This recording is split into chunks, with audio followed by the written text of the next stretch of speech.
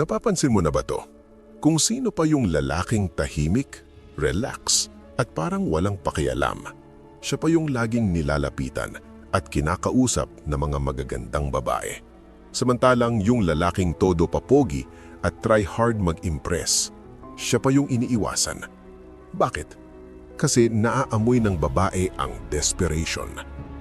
Ang lalaking nilalapitan, meron siyang tinatawag na magnetic calmness. Hindi siya naghahabol, kaya siya ang hinahabol. Kung gusto mong magkaroon ng ganitong aura, yung ikaw ang lalapitan mismo ng dalaga, kailangan mong baguhin ang ugali mo. Ito ang 7 katangian ng lalaking natural magnet. Una, the non-reactive vibe. Ito ang pinakaunang ugali na agad napapansin ng mga magagandang babae kahit hindi nila namamalayan. Ang non-reactive na lalaki ay hindi yung suplado o mayabang. Siya yung lalaking hindi basta-basta natitinag ng presensya ng ganda. Kapag pumasok ang isang attractive na babae sa kwarto, karamihan ng lalaki ay biglang nag-iiba ang kilos. Tumatayo ng diretsyo, nag-aayos ng damit, napapatingin ng sobra, o biglang nagiging animated. Sa mata ng babae, malinaw ang mensahe. Bihira akong makakita ng katulad mo. At doon pa lang, tapos na ang laban. Ang lalaking may non-reactive vibe, iba. Napansin niya ang babae? Oo, pero hindi siya nag-shift ng energy. Walang biglang excitement, walang pagkauhaw. Isang tingin lang, isang relax na ngiti, tapos balik sa ginagawa niya. Parang sinasabi ng buong katawan niya, welcome ka rito, pero hindi ka ang sentro ng mundo ko. At dito nagkakaroon ng crack sa isip ng babae. Sanay siyang maging event, sanay siyang mag-cause ng reaction. Kapag wala siyang nakuha, nagigising ang curiosity. Hindi ito about ignoring women. Ito ay emotional discipline. Ang kakayahang manatiling kalmado kahit may stimulus. Ang non-reactive man ay hindi nagmamadaling magsalita, hindi nag-o-over-explain, at hindi nag-a-adjust ng personalidad para lang magustuhan. Kung may joke siya, sasabihin niya. Kung wala, tatahimik siya. At ang katahimikan na yun, may bigat, may presensya. Sa mas malalim na level, ito ang pinapakita. Sanay ka sa ganda. Hindi ka deprived, hindi ka gutom sa atensyon. At sa subconscious ng babae, ang lalaking sanay sa abundance ay lalaking may value. Dahil kung bihira ka lang makakita ng ganyan, bakit ka magiging kalmado? Ang non-reactive vibe ay hindi inaartista. Ito ay produkto ng isang lalaking buo ang loob at hindi umaasa sa validation ng iba. Kapag nakuha mo to, mapapansin mong may mga babaeng lalapit, magtatanong o gagawa ng paraan para makuha ang reaksyon mo. At doon mo marirealize, hindi mo kailangang manghabol. Kailangan mo lang tumayo ng matatag. Pangalawa, hindi siya starstruck. Treatment as equal. Ito ang linya kung saan karamihan ng lalaki bumabagsak. Sa sandaling makaharap ang isang sobrang gandang babae, biglang nagbabago ang dynamics. Ang boses, humihina. Ang jokes, nagiging safe. Ang opinyon, nawawala. Parang may takot na baka may masabing mali. At sa loob-loob ng babae, ramdam niya agad yon. Hindi man niya masabi sa salita, pero ang pakiramdam ay malinaw. Isa ka na namang lalaking humanga lang. Ang lalaking natural na nilalapitan, hindi starstruck. Hindi dahil hindi niya nakikitang maganda ang babae, kundi dahil hindi iyon big deal sa kanya. Tratuhin mo siya bilang equal, hindi bilang tropeyo, hindi bilang diyosa, hindi bilang prize na kailangang ipanalo. Normal na tao. May strengths, may flaws, may good days at bad days. Kapag ganito ang approach mo, biglang nag-iiba ang laro. Nakikipagbiruan siya ng walang takot. Kaya niyang mang-asar ng konti. Hindi bastos, pero may tapang. Kaya niyang mag-disagree kapag may opinion siyang hindi tugma, nang hindi nagsusori o nagbabacktrack. Hindi niya binabago ang personalidad niya para lang magustuhan. At dito nagiging komportable ang babae. Kasi sa wakas, may lalaking hindi siya kailangang i-impress. Kapag hindi mo siya nilagay sa pedestal, may kakaibang pressure na lilipat sa kanya. Siya naman ngayon ang magtatanong sa sarili, okay ba ako para sa lalaking to? At yan ang baliktad na dynamics na bihirang maranasan ng magagandang babae. Sanay silang hinahabol, sanay silang sinusuyo. Pero kapag tinrato mo silang pantay, biglang nagiging hamon. Ang respeto hindi nanggagaling sa sobrang kabaitan. Nanggagaling yan sa lakas ng loob na maging totoo. At ang lalaking hindi starstruck ay lalaking may sariling spine. Hindi siya yuyuko sa ganda.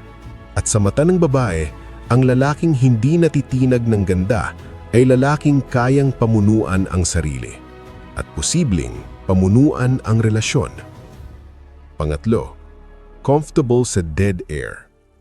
Tahimik ang kwarto, walang nagsasalita. Dito lumalabas ang totoong confidence ng lalaki. Ang insecure dito nasisira, biglang maghahanap ng sasabihin kahit walang kwenta, magbibiro ng pilit, magtatanong ng random, basta lang mapuno ang katahimikan. Sa isip niya, ang silence ay awkward. Sa isip ng babae, ang lalaking takot sa katahimikan ay lalaking takot sa sarili niya. Ang lalaking high value, kabaligtaran. Kaya niyang dalhin ang dead air ng hindi nababahala. Hindi niya kailangang laging may palabas. Kapag tumahimik ang usapan, mananatili lang siya roon. Relaxed, steady, present. Titingin sa mata, may kunting ngiti, walang pagmamadali. At sa pagitan ng katahimikan, may nangyayari. Tension. Hindi ito awkward tension. Ito ay sexual tension. Ito ang pakiramdam na may hindi sinasabi pero ramdam. Ang babae, sa simula, mapapaisip, bakit hindi siya nagpapanik? Tapos mararamdaman niya ang bigat ng sandali, ang presensya mo, ang kumpiyansa mo, at biglang ang katahimikan ay nagiging intimate. Ang kakayahang manahimik ay senyales ng inner security. Ibig sabihin, hindi ka dependent sa reaksyon niya. Hindi mo kailangang patunayan ang sarili mo bawat segundo. At sa subconscious ng babae, ang lalaking komportable sa silence ay lalaking may kontrol. Dahil kung kaya mong harapin ang katahimikan, kaya mo ring harapin ang pressure, conflict, at uncertainty ng totoong buhay. Maraming lalaki ang akala nila attraction ay puro salita. Mali. Madalas nasa pagitan ng mga salita ang tunay na hatak. Sa tingin, sa pahinga ng boses, sa hindi paggalaw. Kapag natutunan mong igalang ang katahimikan, nagiging misteryoso ka.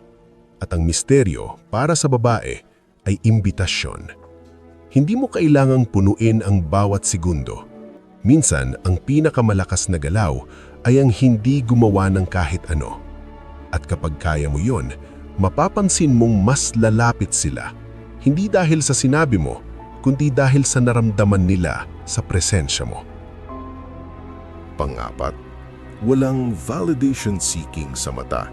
May isang bagay na hindi kayang itago ng lalaki kahit gaano pa siya kagaling magsalita, ang mga mata niya. Doon nahuhuli ang karamihan. Yung tingin na parang humihingi ng permiso. Parang nagtatanong, okay ba to? Nagustuhan mo ba ako?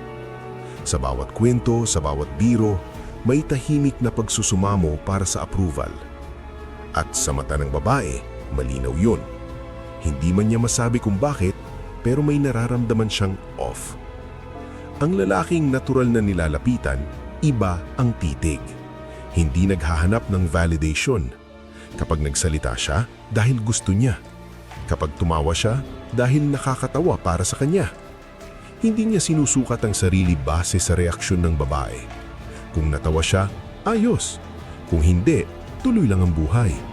Walang shift sa energy. Walang pagbawi ng salita. Walang biglang paglalambot. Ito ang tinatawag na outcome independence. Hindi ka naka-attach sa resulta. At sa mundo ng attraction, bihirang-bihira ito. Sana yung mga babae na ang lalaki ay nag-a-adjust depende sa feedback nila. Kapag nakita nilang hindi ka gumagalaw base sa approval nila, may kakaibang respeto na nabubuo. Kasi ang lalaking hindi humihingi ng validation ay lalaking may sariling sukatan ng halaga. Hindi ito arrogance. Ito ay self-trust.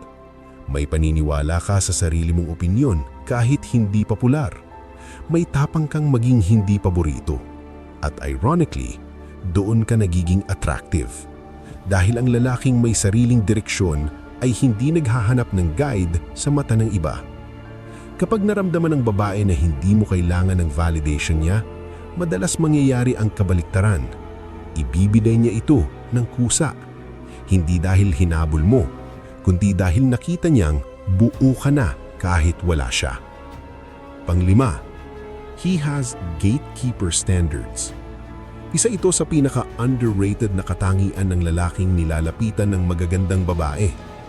Mukha siyang namimili. Hindi siya gutom. Hindi porket maganda ang babae ay automatic pasok na sa mundo niya. At sa simula pa lang ng interaction, ramdam ito ng babae, kahit hindi diretsahang sinasabi. Ang karamihan ng lalaki, kapag may magandang kausap, mindset agad ay, sana magustuhan niya ako. Ang gatekeeper man, iba ang tanong sa isip niya. Okay ba siya para sa akin? At ang simpleng shift na yun ang bumabaliktad sa dynamics. Siya ang nag-o-observe, siya ang nagtatanong. Hindi interrogation, kundi genuine curiosity. Gusto niyang malaman kung may substance ang babae lampas sa itsura. Tinatanong niya ang values, ang lifestyle, ang paraan mag-isip. Masipag ba? May direksyon ba? Paano siya humarap sa problema? At habang nagtatanong siya, hindi siya nagmamadaling ma-impress. Parang sinasabi ng energy niya, hindi lahat nakakapasok dito. Para sa maraming magagantang babae, bago ito. Sanay silang tinatanggap agad, sanay silang hinahabol kahit walang effort. Kapag nakaramdam sila ng screening, may kakaibang excitement. Dahil sa wakas, may lalaking hindi basta-basta bumibigay. May challenge. At dito, pumapasok ang respeto. Kapag may standards ang lalaki, ipinapakita niyang may value ang oras, atensyon at commitment niya. Hindi siya filler sa buhay ng babae. Siya ay filter. At ang lalaking may filter ay lalaking may direksyon. Hindi mo kailangang sabihin na mataas ang standards ko. Ramdam yon sa paraan mong makinig, sa hindi mo paghabol at sa pagiging handa mong umatras kung hindi tugma. At kapag nakita ng babae na kaya mong umalis, mas gugustuhin niyang manatili. Pang-anim, low effort, high impact. Maraming lalaki ang naniniwala na kailangan nilang maging masaya, maingay at palabiro para mapansin. Kaya nagiging clown, mabilis magsalita, mabilis gumalaw, laging may reaksyon. Sa umpisa, okay, pero sa ilalim nun, ramdam ng babae ang kawalan ng center. Parang walang bigat. Ang lalaking natural na nilalapitan, tahimik ang lakas. Hindi siya nagmamadali, mabagal ang galaw, kalmado ang boses, diretso ang tingin.